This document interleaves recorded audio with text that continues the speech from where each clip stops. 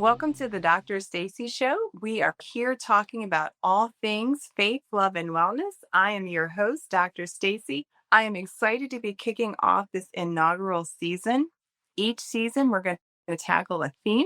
This season, we're going to be talking about healing Black men and lifting Black boys. So, I'll be taking the time to speak to some incredibly talented Black men in their fields of profession to gain insight into key areas of wellness and how we can support through faith, love, and wellness our Black men and boys. So today I am extremely excited to have on the show with us Dash Hudson. He is an author, speaker, social media guru, but most importantly, a mental health advocate who is in this space sharing his story. Dash, welcome to the Dr. Stacy Show. I was laughing because you said social media guru. I don't just on there telling my story. But thank you.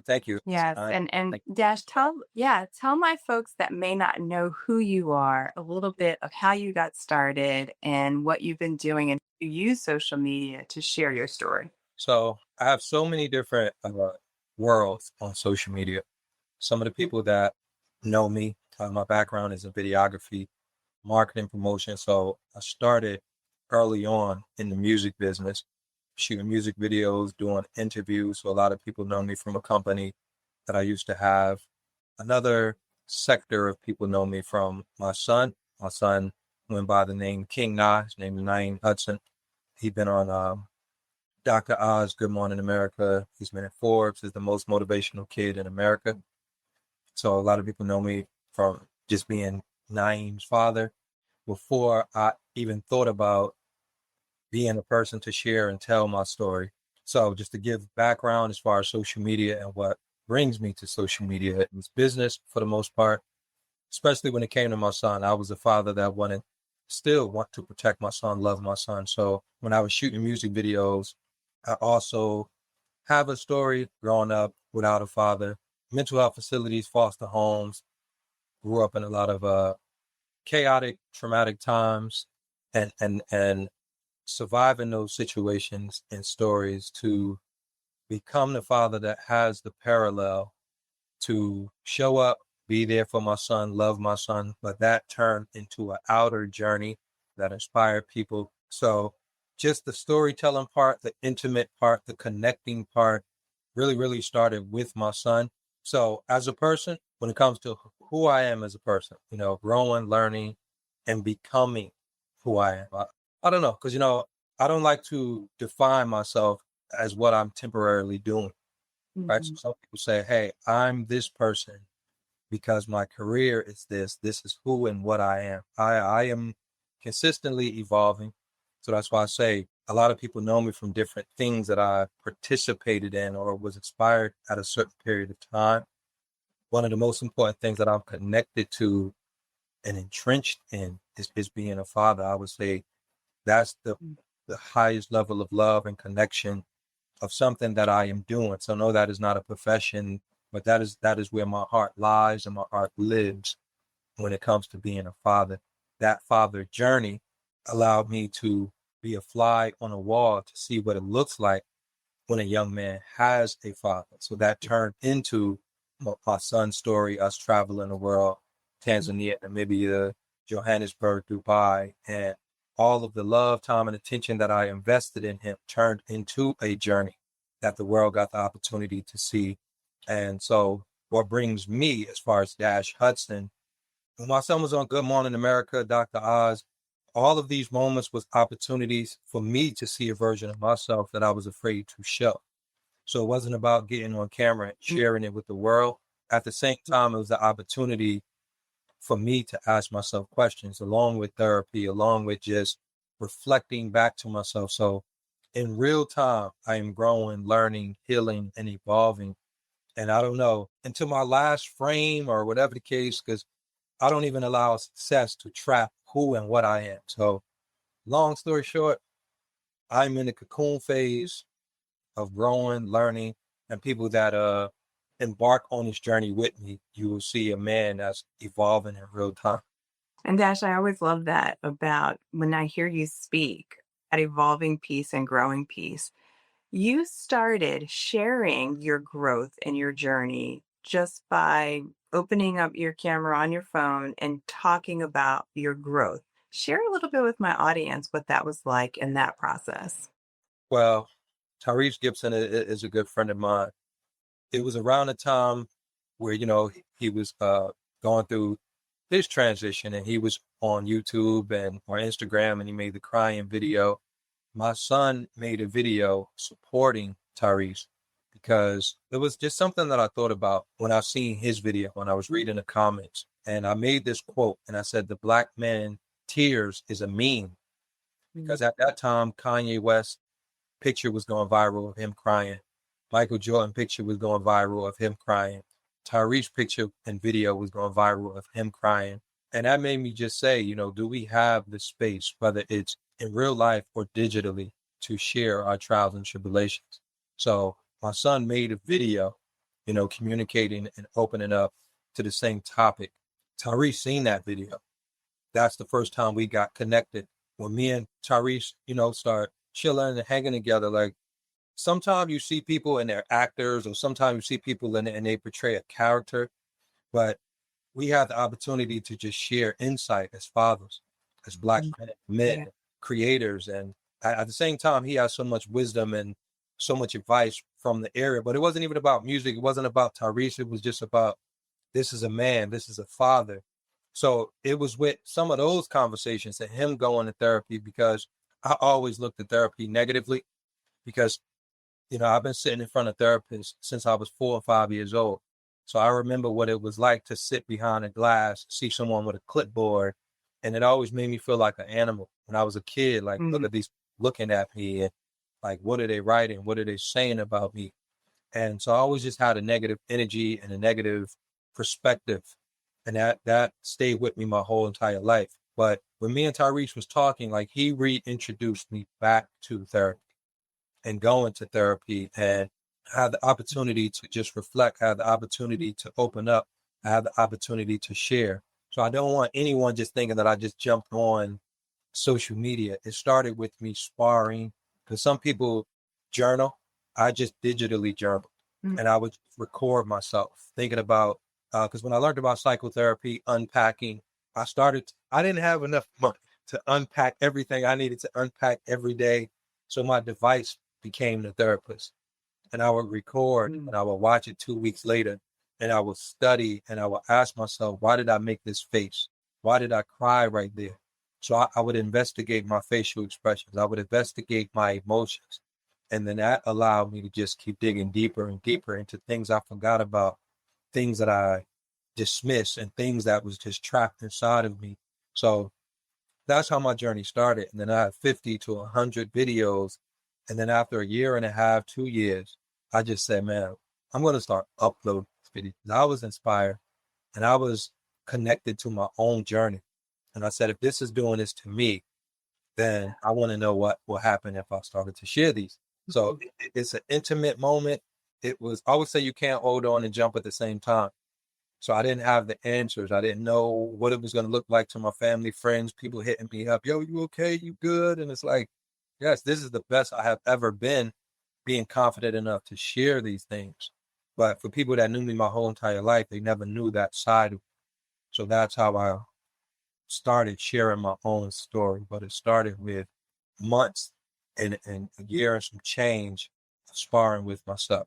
And Dash, you said something was really key about this idea of seeing therapists and going through therapy. So when you started loading your videos, were you in therapy at that time? Was this part of your therapeutic process, or this was something that you were just saying, I'm going to do this on my own to heal? So I understand therapy in a sense of, people practicing therapy and therapy being a profession.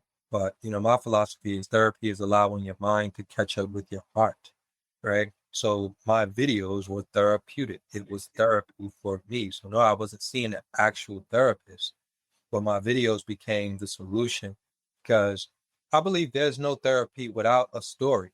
If I come in a therapist's office and I don't share anything, there's no therapy, can't help me with anything, right? So it took the honesty of sparring with myself, not even the fact about being brave enough, but allowing my truth to land in a way where it didn't make me feel afraid and make me feel scared, because when I say healing is allowing your mind to catch up with your heart, sometimes we go through painful experiences and we feel a deep layer of pain and we go, I never want to feel that again. So Hmm. you run from that pain, but when we do that, we don't understand that we're running from the information as well. I always say pain does two things. It comes with impact and information. But when I was running from my pain, I didn't understand that I was running from my elevation. So to answer your question, it's tricky because yes, I was in therapy because that became my solution. Therapist was the introduction to giving me insight. I took the insight and ran with it. So I would say mental health and physical health is comparable. So it's like saying I started gym with a trainer and then I learned the equipment. And I'm like, man, I know what I need. I'm not afraid to lift these weights up. So I just start going to the gym every day to spar with myself and develop mentally and develop emotionally. So if that makes sense. It does. And I know as a therapist and working specifically with Black males and Black youth, I have seen the therapy looks so creative, right? I have a kid that plays music and we process the songs as we're in session together and how he uses music. I have one kid that will talk about basketball and how that's his outlet and what he feels is safe space when he's on the court, and just understanding that, even I'm fearful to say, even with AI, right? People are using AI right now as their therapist. I'm not recommending that, but I'm just saying this healing process and what we have to go through in that journey can involve a clinical person, but it also can involve the work that you do on your own. And I love how you use the videos as your process, not just to heal yourself, but to connect with others. Talk to me about how that has been since now you've loaded these videos, people were starting to respond. What has that been like for you? So it's so tricky because you have to live it. And I'm going to say it in this way because sometimes I think things, as I always say, understanding can be borrowed. So I like to put people into my thoughts and into my thought process, right? So it's just like death or dying. And I'm not sure what piece of clips that, because I teach about the algorithm. So the algorithm says unaliving. Okay. So that's the internet piece is why we telling you I'm a teacher. Like, let's say you shared this clip and it did one view and you wouldn't even know. That's because death and dying, like murder, that is not an algorithm word. They give you the words to say unaliving. It's like, how do you prepare for something that you have never seen? Right. So even people, hey, you afraid to die? It's like, no or yes. Like, how do you know if you are afraid or aren't afraid of something you have never encountered? Right. So to get on the internet, yes, I edited music videos. I worked with my son. I shared inspiring stories, but I never uploaded pieces of my soul. I never uploaded pieces of my intimate stories that was trapped inside my body. So to get the feedback from your real life, right? I always say every interaction is a transaction. If you are valuable, everything that you do is valuable and you're giving that value. So uploading my life and uploading honest content, conversations, energy, because a lot of people use social media as a distraction mechanism. So to see the feedback of my soul, people saying, hey, I've been through that. I can relate, Right. connect to that. Hey, this is my story. Hey, how were you brave enough to talk? And it wasn't all positive. Some people, because again, like when you trigger people, if I seen me 10 years ago, I would not understand. I think I would break my, like, how is this man like sharing was molested? Like, I would probably troll myself because I used to do that. I used to Mhm. project my sadness and my fear on other people. So if I seen me, I know I would probably make fun of me and like, because I'm triggering an inner world that I'm not ready to address. So it was a world that I am still living. So even when people used to reach out to me, hey man, do you do sessions? And do you, I'm like, sessions? I don't do no sessions. I'm like, it's just like, hey, can you help me? And it was just overwhelming. And another big thing was people in the mental health space. Like, I can't tell you how many therapists I work with. how many therapists reached out to me and Mhm. from every different fields. And the thing about mental health, it's universal in a way where it's beyond race, it's beyond age. So people from all around the world, first it was just conversations, and it was taking up so much of my time. I'm like, I do need to charge. And like I said, and that was the confidence, because at first it wasn't about revenue. It wasn't about any of that. It was genuine. This is my story. This helped me. I know this will help other people.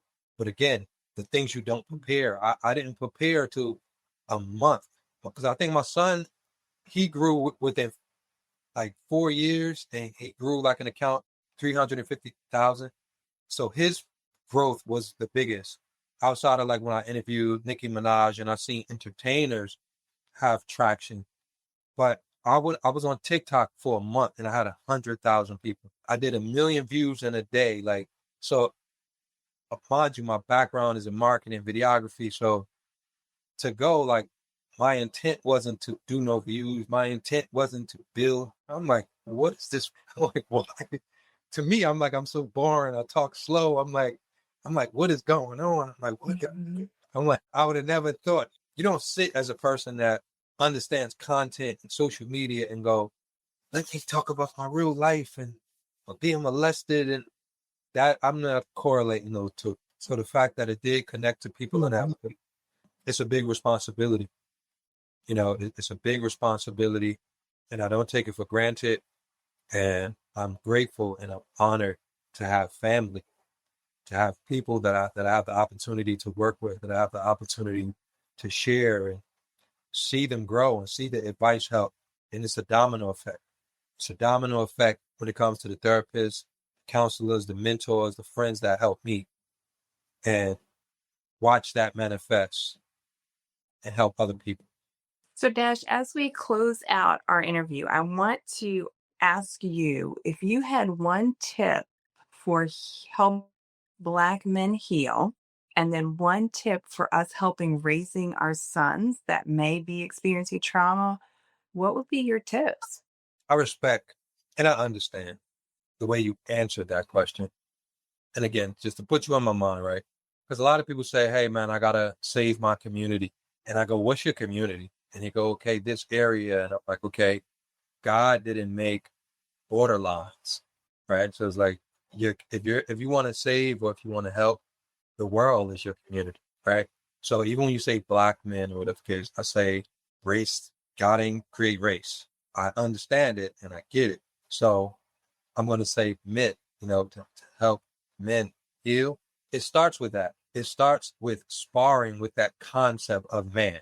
Because once we go man, women, okay, men heal like this, women heal like this. I always say, if you have never been 100% completely honest out loud, then you have never been yourself in the presence of anyone. So for every man, every young man, it starts with being honest. What are you feeling? Mm. What do you see? What are you saying? Right? Where do you live mentally, emotionally, physically, spiritually? Allowing yourself to genuinely connect to yourself. Being honest, right? Feel your feelings, but don't become them, right? So I always say trauma is like a shadow. The more you walk away from it, the bigger it gets. So from 6 years old, from the day I was physically abused, molested on my way to school, I ran from the story. I ran from the memories. I ran from the feeling. And the more I ran, the pain became bigger. The trauma became bigger. The frustration became bigger. And it was a disconnect because I stopped communicating with myself. I stopped feeling myself. I stopped connecting to myself. It turned to anger. It turned to frustration. It turned to me being numb. And now everyone that meets what they're calling me, they're meeting this numb man, this cold man, this emotionless man. So I couldn't love anyone because I didn't love myself, right? I couldn't connect to anyone because I wasn't connected to myself. So the reflection of what I was and what I appeared to be was the fact that I was empty, and not because I was this evil, cold, angry person, but that's all I knew how to be. I wasn't cultivated in an environment where someone said it's okay to share, it's okay to love, it's okay to be, it's okay to grow, it's okay to exist, it's okay to be present. So every man, start with understanding that you are a soul, that you are human, that you have the right to feel, that you have the right to cry. And when we get locked into these perspectives of you're a man, see, some people say, okay, you're a man, you're supposed to provide, you're supposed to do. And now you put on this role in this outfit of what a man is supposed to be. And now you never get the opportunity to be. So every man, understand you are a soul, you are a human, and you could create what man looks like to you, but be honest with where you are, So one of the biggest steps is honesty. Mental, emotional, physical, spiritual love. Do not run from your childhood trauma. Do not run from fear. Do not run from the anxiety. Do not run from what you're going through. Allow it to be the mountain that you stand on. Allow it to be the motivation and what spearheads you to your future. So that was both of them there. And tips for our sons when we think about raising our sons in this area and helping our sons deal with trauma. Understand that. So are you asking me, you said how to help your sons deal with trauma or how to, I'll put it in this, right? Because I put this quote out and this took off, but your son belongs to you, quote unquote, for a short period of time. Okay. So I always like to say everyone has a baby picture. So for every man that you ever interacted with, connected with, spoke with, Dr. Stacy, Mhm. that was someone's son. And it was their job to mold, to love, to show up, to honor, to value. But sometimes we take for granted that young man is going to be someone's father. That young man is going to be someone's husband. That young man is going to be someone's brother. And someone is going to be depending on the love that you are supposed to invest today, tomorrow. So think of your son. You have him in the seed form.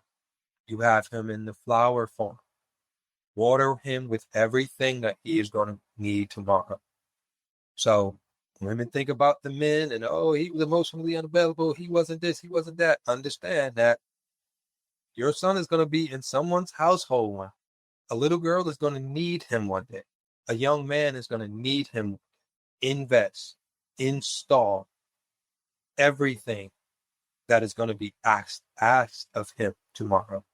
Love, time, attention, passion, empathy, everything that he is going to have every conversation, because sometimes it's like, even when we think about, my mother never talked to me about sex, right? But whenever I heard an adult try to have this conversation, it's like a third grade, oh, we're going to talk about the birds and bees. No, life don't introduce it that way. Be honest, be real. If you don't have the conversation with him, life will. And life may not be as compassionate or caring as you are. Social media is not going to sugarcoat. It's not going to look like birds and the bees when he on that website. There ain't no birds and the bees. It's a whole real reality, So understand that you are your son's first investor. Invest everything that's going to matter in his future. I love it. So, Dash, how can people connect with you? What do you have on the horizon? Give your social medias, all your things. How can people connect with Dash? Dash Hudson, so grateful and honored. Currently, I have one book complete called When a Little Boy is Healed, the Man Will Show Up. Everything, I keep forgetting the tagline, everything I needed growing up or something like that. But the title is, and let me see if I can show you. Listen, we always forget our own books, right? Not the book, but literally like, because I'm in the process of like getting all the covers together. Oh, wonderful. So that's one I'm thinking. But if you see the little boy with scars, so it's like, And the hand. so that's like one idea. 'Cause I'm literally in the middle of like ideas and concepts, and so when I say, but everything is done, so that's like another cover idea. Oh, wonderful. So following the steps of himself, like, so when the little boy is healed, but the little boy is still controlling the man. This was another one I like, but you see, that's like flower. So little boy is healed, the man will show up. This book is going to change my life. And I have another book called Puzzle Pieces, and that's my life story. So it's how I provided all the pieces that I never had. So love, confidence, self-esteem, me being the father that I am, I gave my son all the pieces that I was missing. So it's called Puzzle Pieces. And this book, like, because I'm living like the pursuit of happiness on steroids story. So I want to make sure I write this book in a way where it's intimate. You know, when I was in the foster home, I used to smell a teddy bear that used to smell like my house. So I want like those intimate stories that I remember in the book, and I want it story driven. When the little boy is healed, the man will show up. It's more of it's for mothers raising young men. It's for young men going through the journey. So it's like kill three birds with one stone. It's very impactful, insightful. So books, I'm not as consistent as I need to be with the podcast. So sessions with Dash, that's there, events, but the books is going to just spiral me into a world where you guys are just going to see all over the place. So the books is the most important thing that I'm excited about. So you guys can look out for the books and Dash Hudson, Facebook, YouTube, Instagram. Wonderful. And Dash, you were going to humor me because one of the things that we know that joyful heart is good medicine, talking about healing. So I have a joke of the day, and this definitely comes from Laffy Taffy Cat Candy. So you ready for the joke? Let's see if you know it. How is a bad joke like a broken pencil? That sounds so simple. Like what And it does. they don't have a point. They have no point, right?